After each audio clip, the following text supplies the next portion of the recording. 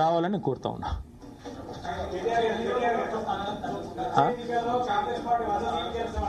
వందావని బోందా ఇంకో మీరు పిచ్చోళ్ళు వందనట. ఆయన సొంత కాన్స్టిట్యున్సీలనే ఇప్పుడు జెడ్పీటీసీలు గెలుతారో లేదు పెట్టమని రాదు, ఎలక్షన్లు తెలుస్తుంది. నేను ఏమంటున్నా అంటే మాటలు కోటలు దాటుతాయి. రేవంత్ రెడ్డి ఇంకా కూడా పడిపోతారా? నాకు అర్థం కాదు. మీరు కూడా మాటలకు ఈయన ఈ మాటలు చెప్పి ఆ కుర్చీలో కూర్చున్నాడు.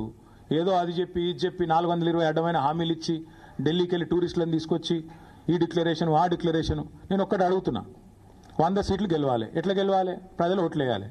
ఎవరు ఓట్లు వేయాలి? దళిత బంధు రేవంత్ రెడ్డి గారి ద్వారా అందుకున్న దళితులు ఓట్లు వేయాలనా? ఎస్సీ ఎస్టీ డిక్లరేషన్ అమలు చేసినందుకు 12 లక్షల అభయ హస్తం ఇచ్చినందుకు దళితులు గిరిజనులు వేయాలనా? 4000 పెన్షన్లు ఇచ్చినందుకు ముసలోళ్ళు వేయాలనా? 2 లక్షల ఉద్యోగాలు ఇచ్చినందుకు పిల్లలు వేయాలనా? లేకపోతే నువ్వు 2500 ఇస్తున్నందుకు మహిళలు వేయాలనా? ఎవడేయాలి నీకు ఓటు? లేకపోతే నువ్వు ఎగ్గొట్టినందుకు రైతు బంధు రైతులు వేయాలనా? ఎవడేయాలి? ఎందుకు వేయాలి?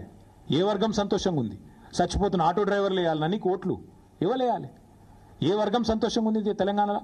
ఒకటే ఒక వర్గం సంతోషంగా ఉంది. రేవంత్ రెడ్డి ఆయన తొట్టి గ్యాంగ్ ఒకటి ఉంటుంది. పేర్లు చెప్పండి, చెప్తా కానీ ఇప్పుడు వద్దు, మరోసారి చెప్తా.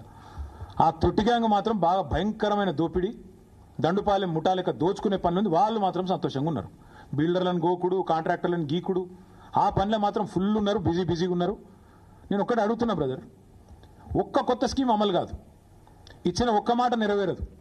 కానీ ఇప్పుడు అప్పు, రాష్ట్ర ప్రభుత్వం యొక్క అప్పు 2 లక్షల కోట్లకు చేరుతుంది. ఏడబోతున్నాయి పైసలన్నీ? బడ్జెట్ కాకుండా 2 లక్షల కోట్ల అప్పు. రైతు బంధు రాదు, రుణమాఫీ సంపూర్ణంగా జరగదు, మహిళలకు 2500 రాదు, పెద్ద మనిషికి పెన్షన్ 4000 రాదు, ఒక ఇల్లు కట్టింది లేదు, ఒక చెక్ డ్యామ్ కట్టింది లేదు, ఒక చెరువు తవ్వింది లేదు, ఒక ఇటుక పెట్టింది లేదు. ఏడబోతున్నాయి పైసలన్నీ? మొత్తం మంచిగా ఢిల్లీకి టింగ్ టాంగా దాని కదా టకీ అని చెప్పి ఢిల్లీలో మాత్రం రాహుల్ గాంధీ ఖాతాల, ఖార్గే గారి ఖాతాల, ప్రియాంక ఖాతాల, కేసీ వేణుగోపాల్ ఖాతాల పే సీఎం గారు తెలంగాణను ఏటీఎంగా మార్చి అద్భుతంగా నడుపుతున్నాడు. ఈయనను ఇవాళ మా సోషల్ మీడియాలో పెట్టుకున్న ముద్దు పేరు పే సీఎం. పేటీఎం అని ఒక యాప్ ఉంటుంది, మీకు ఐడియా ఉండొచ్చు. ఈయన పేరేమో పే సీఎం. పే సీఎం గారు మంచిగా తెలంగాణను ఏటీఎంగా మార్చిండు. టకీ మన ఏఐసీసీలో మాత్రం మూత మోగుతాంది. కొత్త బిల్డింగ్లు కడతాండ్రు, కొత్త ఆఫీసులు తెరుస్తాండ్రు. ఈయన పదవి మాత్రం బ్రహ్మాండంగా ఉన్నది, కాపాడుకుంటాడు. గది తప్ప ఓటేసేవాడైతే ఈయనకి ఇక్కడ ఎవడు కూడా లేడు. వందనా వన్ బొందనా అని అందుకే అన్న. ముఖ్యమంత్రి గారంటే గౌరవం ఉంది, కానీ ఇక ఆ మాట అనక తప్పలేదు. కాంగ్రెస్ పార్టీ ఎమ్మెల్యే చర్చల ఎమ్మెల్యే రెండు స్టేట్మెంట్ చేశారు. చంద్రబాబు నాయుడు కోవట్లు ఉన్నారు కాంగ్రెస్ పార్టీలో. ఇక అసలైన కోవట్టే ముఖ్యమంత్రి బ్రదర్కి ఏం చెప్పాలి నీకు? అసలు సిసలైనోడే ముఖ్యమంత్రికి. అసలు కోవట్టు రాష్ట్రంలో నడుస్తున్నది ప్రజాపాలన కాదు, రాష్ట్రంలో నడుస్తున్నది కోవట్టు పాలన. చంద్రబాబు నాయుడు గారి కోవట్టు ఇవాళ రాష్ట్రాన్ని ఏలుతున్నాడు. ఇది వాస్తవం. తమ్ముడు ఆ ఎమ్మెల్యే గారిని నేను అభినందిస్తున్నా. వాస్తవం, కనీసం కాంగ్రెస్లో ఒక్కడన్నా నిజం చెప్తాడు మిగిలిండు. ఆ ఎమ్మెల్యే గారిని నేను అభినందిస్తున్నా. ఎందుకంటే కరెక్ట్ ఆయన చెప్పింది. రాష్ట్రంలో నడుస్తున్నది పక్కా కోవట్టు పాలన. ఇక్కడి నీళ్లను ఆంధ్రాకి ఎట్లా తరలించాలనే కోవట్టు పాలన, ఇక్కడి నిధులు ఢిల్లీకి ఎట్లా తరలించాలనే కోవట్టు పాలన, ఇక్కడి నియామకాలను ఆదిత్యనాథ్ దాస్ గారిని తెచ్చి మొన్నటిదాకా తెలంగాణకు వ్యతిరేకంగా 10 ఏళ్ళు పనిచేసిన ఆదిత్యనాథ్ దాసు ఆయన తీసుకొచ్చి ఎవడన్నా పెడతాడా? సాగునీటి సలహాదారి పెడతారా ఎవడన్నా? నిన్న మొన్నటిదాకా 10 ఏళ్ళు నీకు వ్యతిరేకంగా పనిచేసినోడట ఇవాళ వచ్చి న్యాయం చేస్తారట.